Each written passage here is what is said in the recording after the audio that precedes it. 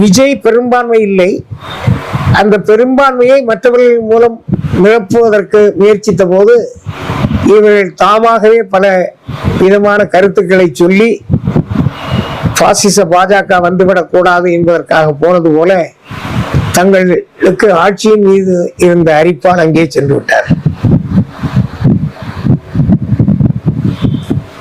இப்பொழுது இந்த பிரச்சனை வருகிற போது தமிழகத்தினுடைய முதல்வர் மாண்புமிகு முன்னாள் நடிகர் ஜோசப் விஜய் அவர்கள் நீட்டை பற்றி சொல்லுகிறார். அந்த நீட் மாற்றப்பட வேண்டும் என்பதையோ அதற்கு ஒரு வலுவான கட்டமைப்பை உருவாக்க வேண்டும் என்றோ அவர் நினைக்கவில்லை.